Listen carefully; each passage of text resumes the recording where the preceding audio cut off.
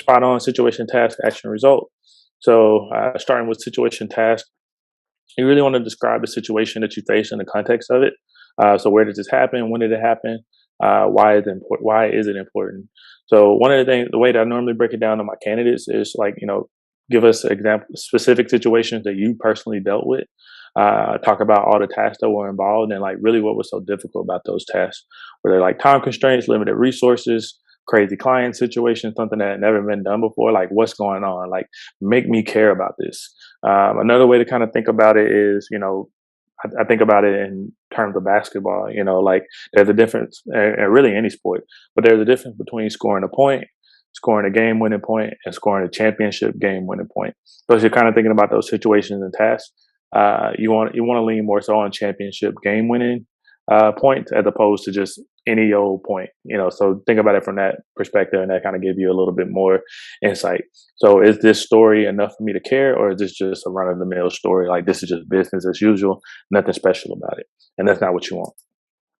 So as you're kind of forming those responses, some of the things to think about: how does this answer the interviewer's question? What was the goal in this situation? So really kind of make sure that you're explaining like what we're trying to get out of this. And you also want to make sure as you're building out your STAR method examples that you always close the loop. Because if you don't close the loop, and what I mean by that is like as you're stating the situation and the task, you want to make sure your results complete the story. If not, they're going to take it as you really didn't do anything. You're just telling me a pointless story. So you want to avoid that. Another thing you really want to talk about is, what did you contribute? That piece is a really big part of it. Another analogy that really helps out for me as you kind of building out these situations and tasks is, think about Thanksgiving. In my family, Thanksgiving is a really big thing. We all get together. Everybody kind of has a job to do on Thanksgiving. Everybody has to bring something, contribute something. Turkey is always going to be the big piece for us. If there's no Thanksgiving turkey, there is no Thanksgiving. So as you're kind of thinking about these stories, think about the time where you brought the turkey, not the time where you bought paper plates or paper cups or ice. Anybody can do that. It's not the end of the world if we don't have ice for Thanksgiving, but you got to have the turkey. Or at least talk about the time you brought macaroni and cheese, because that's important too. So just again, if you don't have those turkey examples, macaroni, cheese, green bean casserole examples are just fine, but really lean more on the turkey. So just think about it from that perspective of contribution. And then also really kind of think about, what were the challenges? As I mentioned, those things earlier, like all of those things really build a suspense and make you care about a story.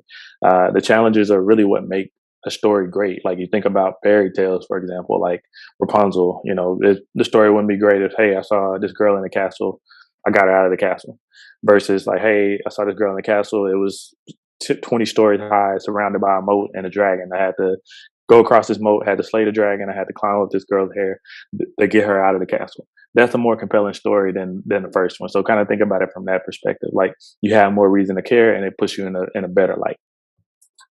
I'm full of analogies tonight, I guess. And then also, program for some of those follow-up questions. Why did you choose this story to illustrate your accomplishments? What other stories could you think of that relate to this interviewer's question?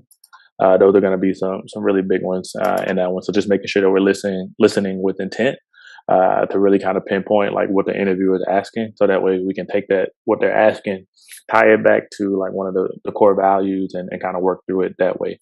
And also kind of going back to those, to these situations. Well, I'll save that for later. I don't want to give you too much yet. Any questions on any of this so far? Yeah, you should be able, you'll be able to get these. And we'll also have like this on video. So we're good there. What other questions do we have? No questions on situation and task yet? There we go. Hey, Rami, what do you have for me?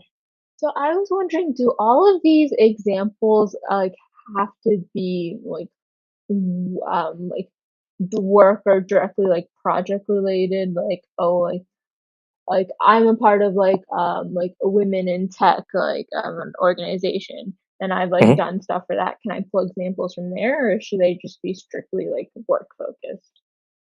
You can really do both. Like I've done the same thing. So like I co-founded an organization here in Austin called Austin Urban Technology Movement, and I had a lot of challenges that kind of align with what I was interviewing for. So if you have good examples around that and you're still showing ownership, that really goes a long way. And if you have working experience and you're still doing that on the side, those are going to be things that like places like Facebook and Google really love because that kind of goes into what we were talking about earlier about Googliness, being super involved and trying to like make the world a better place. Like those types of examples help out as well. That helpful? Okay. Yep. Thanks. Yeah, no worries. I might have to get with you later on because I have some questions around women in tech. Women in tech. So and some projects I'm kind of getting off the ground. So glad to have you in class. All right. So definitely hit me up later. All right. What other questions do we have out there? All right. Cool, cool. So we'll just keep on going. There we go. Yes, I should. What do you have for me?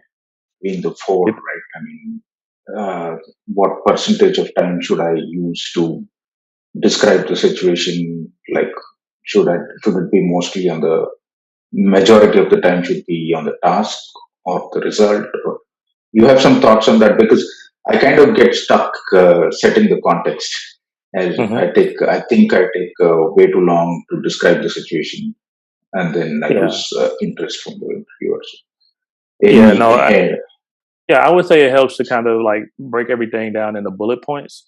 So if you can kind of keep each one to like 3 bullet points, that's really going to help you kind of cut out a lot of the extra information.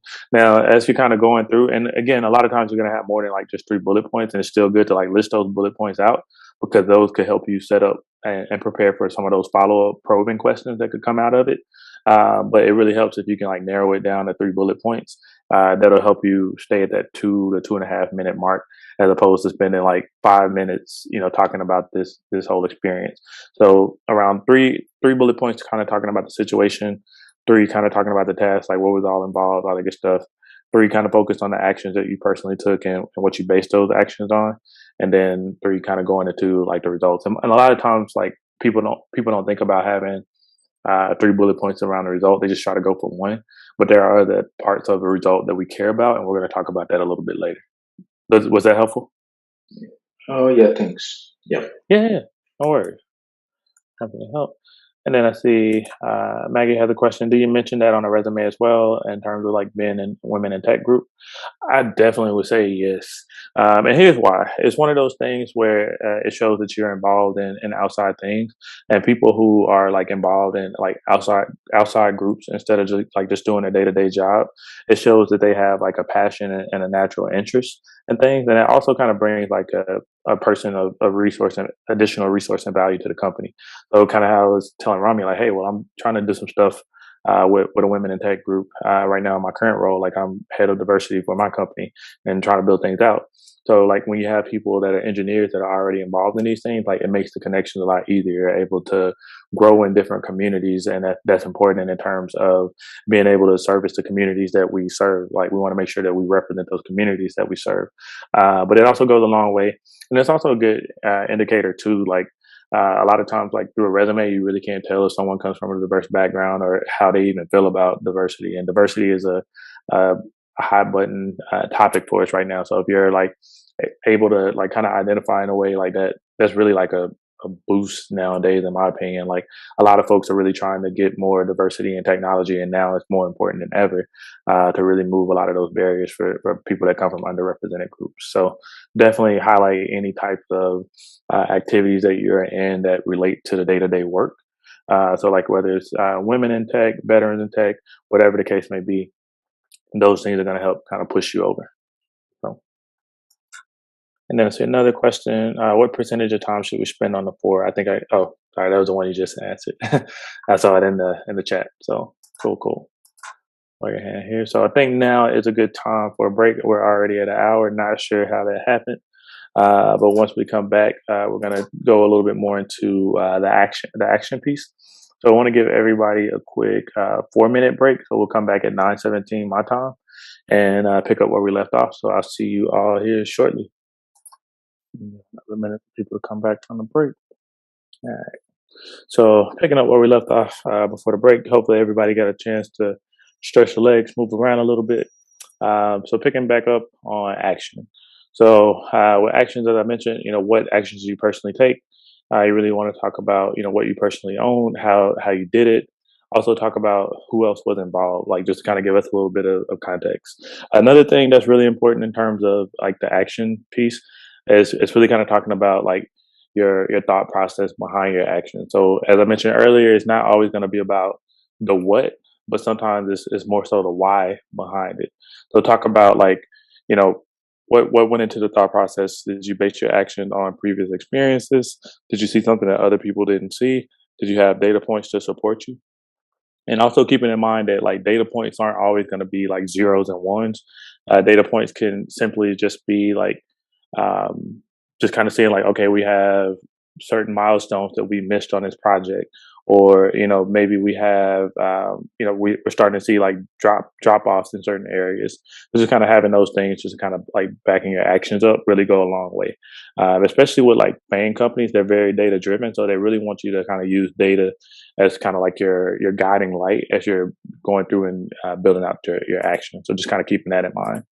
Um, so as you kind of think about your responses to it, like really ask yourself, are you the key driver on this project? So just really making sure that you're showing like the ownership piece of it. The more that you actually own of it, the better the example. Like just in terms of like the overall actions, because like that's really going to help you out in terms of like up leveling.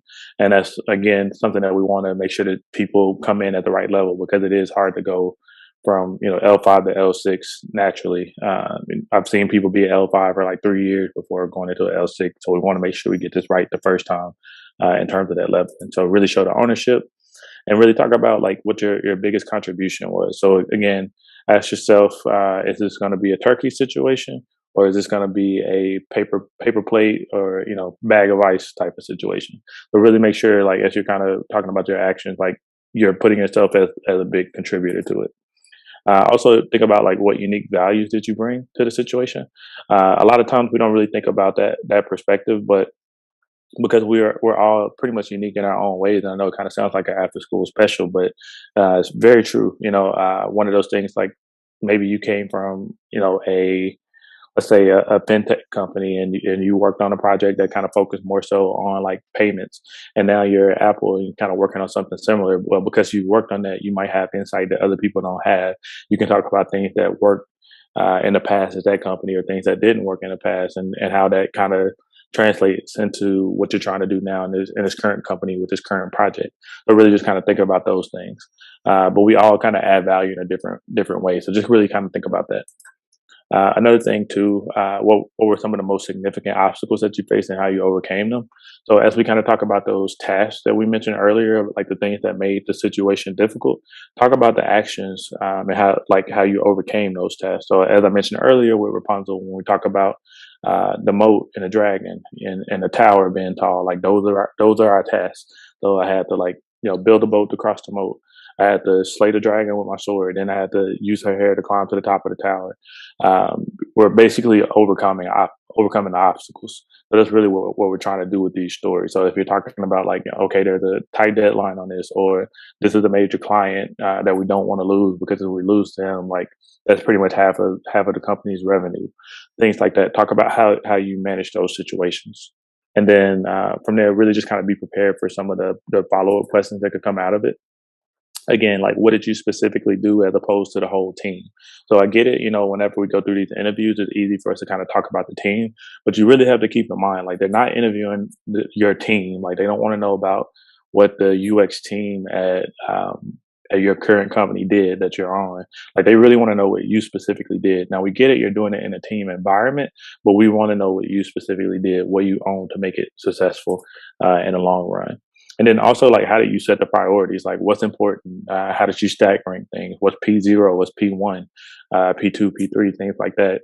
How do you deal with those problems? And when did you get the manager involved? And how did you get their buy-in as well? Because like one of those things that we don't think about, and I think it does it's pretty indicative of a level as well, but like just kind of knowing when to raise our hand and maybe get like a little bit of help, but also like getting that stakeholder investment, that really goes a long way in terms of like getting things on board and being able to move the needle a lot quicker.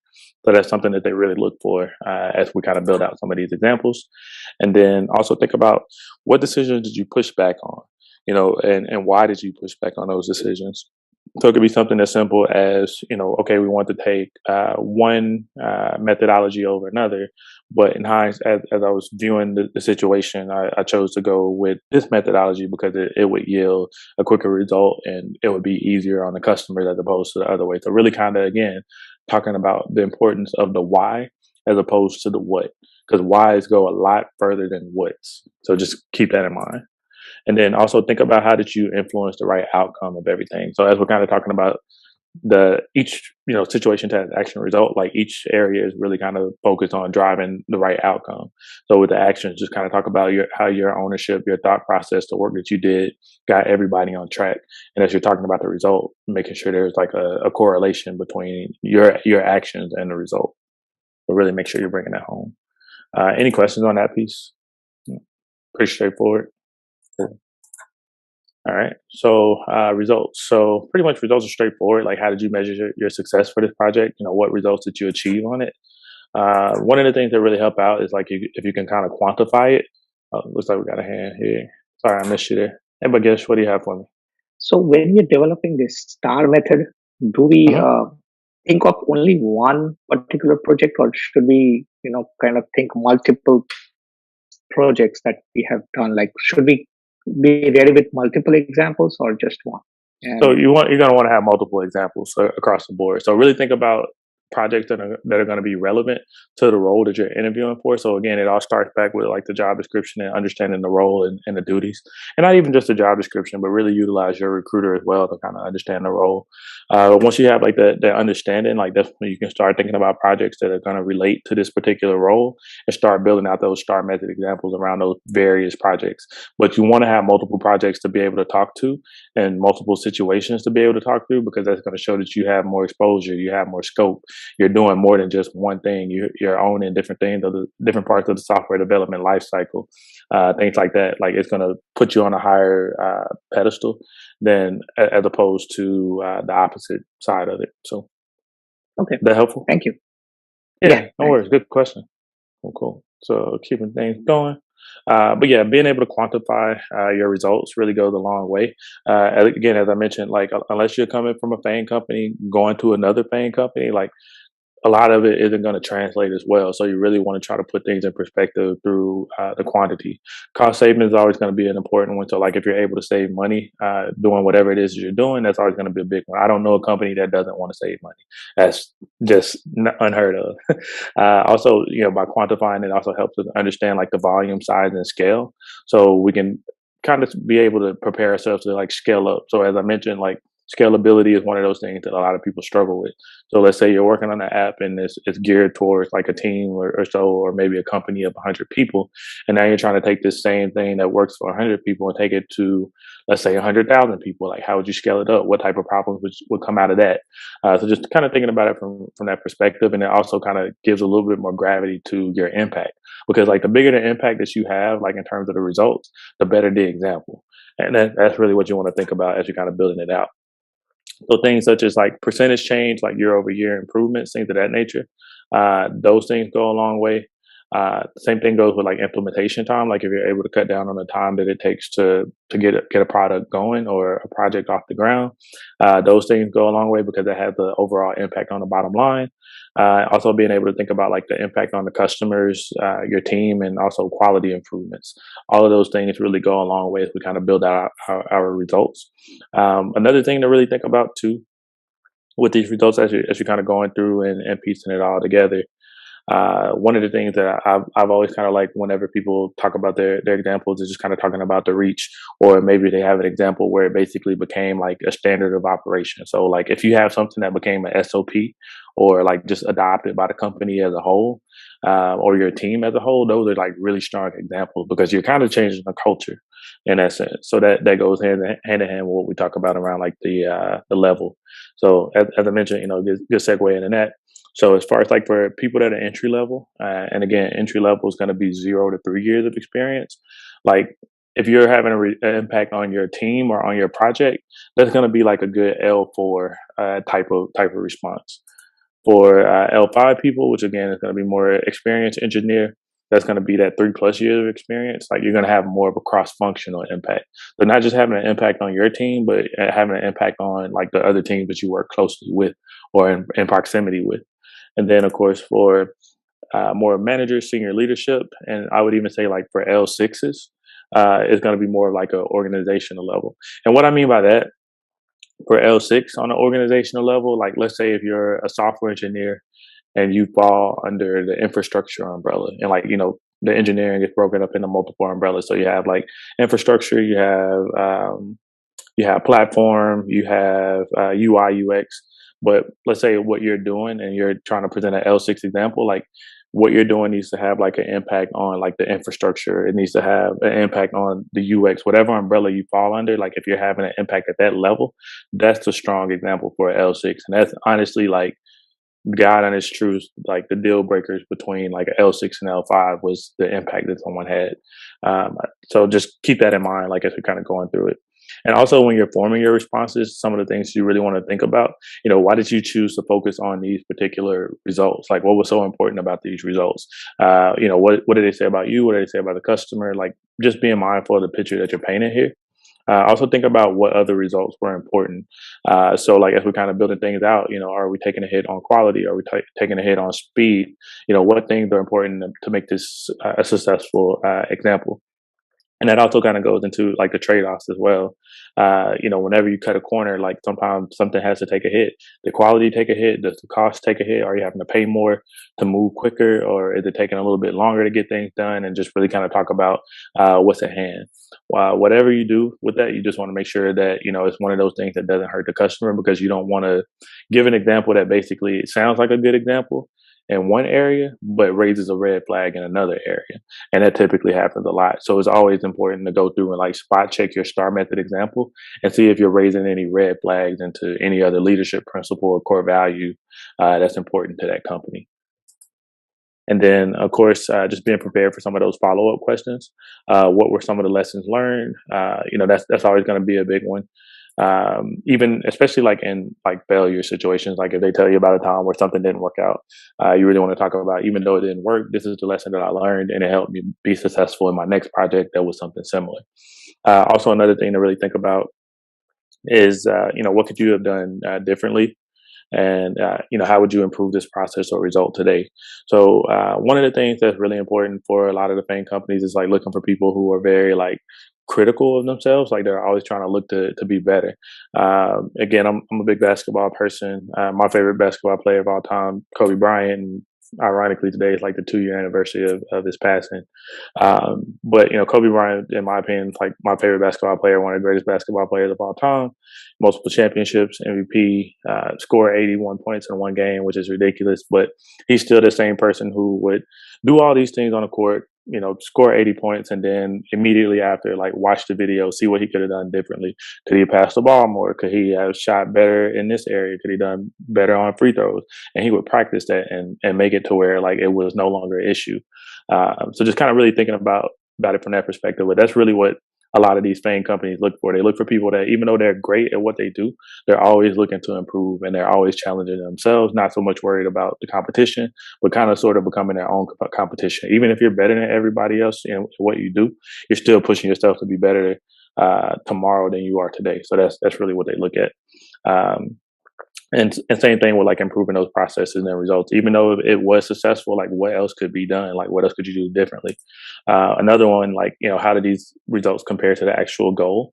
So again, just kind of referring this back to the situation, you want everything to pretty much come full circle. So as you're talking about the situation and the task, action, result, you want them to all be buttoned up and basically be able to like tell this linear story of, this was the situation, this is what I did, these were the obstacles that we had, this is what I did to overcome these obstacles, and because of what I did, these were the results, and the results line up with what we were initially set out. Want to become a software engineer at Google? You can, like thousands of our students. You just need to learn from those who've already cleared FAANG interviews. At Interview Kickstart, our interview prep courses are developed and taught live by 150 plus instructors from Tier 1 companies like Google and Facebook. Our courses are tailored to help you crack software engineering domain interviews, including back-end, full stack, machine learning, embedded systems, data science, and more. To learn more, book your free webinar slot today